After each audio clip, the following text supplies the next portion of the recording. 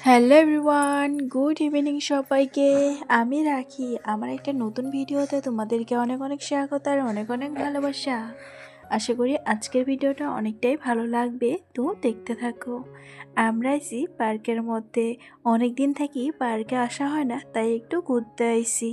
এদিকে কিন্তু মেয়ে আর সে কিন্তু খেলাধুলা লেগে দিয়েছে, আর আমার বর কিন্তু আমাদেরকে রেখে যাবে। আমি একাই থাকবো না, আমার সাথে আরও ফ্রেন্ড কয়টা আসবে আর কি। আজকে না একটু ছোটো মোটো ফেসবুক মিটআপ আছে, ওটার জন্যই এসেছি। ভাবলাম ঘরে থেকে কি করব, তো ফেসবুক মিটআপে যাই। এদিকে আমার মাম্মামের কাণ্ড দেখো, পার্কের যেহেতু আর অনেক বাচ্চারা কিন্তু খেলাধুলা করতেছে, সাথে কিন্তু আমার মেয়েটাও কম না। আমার মেয়েটাও এদিকে দোল খেয়ে নিচ্ছে আর কি। মিটআপে এসে না আমার অনেক দিনের পুরনো সাথে বান্ধবীর সাথে দেখা হয়ে গেল। প্রায় অনেক দিন বলতে অনেক দিন পর ওর সাথে দেখা হলো। জানো তো, এই যে এই জায়গার মধ্যে এসে না দেখি কয়েকজন আইসে। আর তো যেহেতু এখন 4টা বাজে, ওর বাবা তো দেখে আমাকে চলে গেছে, তো আমারও তো আবার বাড়ি যাইতে হবে একা একাই। আর যেহেতু ওর বাবার দোকান আছে, তো ওর বাবা তো আর আসতে পারবে না, সেজন্য আমাকে একাই যাইতে হবে। তো এই যে একটু ভিডিও বানিয়ে নিলাম। তো আমি তো আর থাকতে পারতেছি না, কারণ মেয়েটাকে নিয়ে। আর আমার মেয়ে এত দুষ্ট হয়েছে কি আর বলবো। ও তো পুরো কিচ্ছুতেই থাকবে না, ও নাকি অ্যাটের মধ্যে উঠে খেলবে নিজে নিজেই। বলো যদি পড়ে যায় অবস্থাটা কি হবে। তো যাই হোক, আমার তো অবস্থা একদম টাইট হয়ে গেছে, আমি আর থাকতে পারতেছি না। তাই ভাবলাম আমার না বাড়ি যাওয়াটা অনেকটাই ভালো হবে।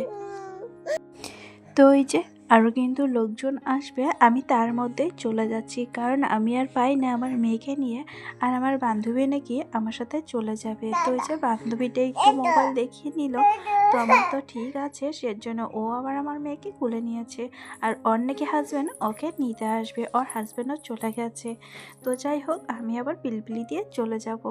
এদিক কয়েকটা ফটো আর ভিডিও করে নিলাম। তো এই যে এখন ও ওর রাস্তায় যাবে, আমি আমার রাস্তায় চলে যাব। আর বাড়িতে এসে বর এসে বলল তুমি রেডি হও। আমি তো তুমি আর মেয়ে। এদিকে আমি আর মেয়ে তো রেডি হয়ে নিচ্ছি, কারণ আজকে মাদার্স ডে, সের জন্য ও নাকি কেক কাটাবে আমাদের দুজনকে।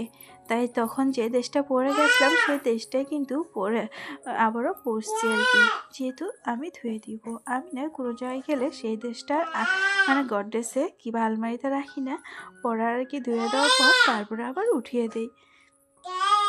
তো ওই যে এই কেকগুলো এনেছে, আর আমাদের এদিকে না অত তেমন একটা বাজার ভালো নেই, জানো তো, কিছু আনতে গেলে টাউনে যাইতে হয়।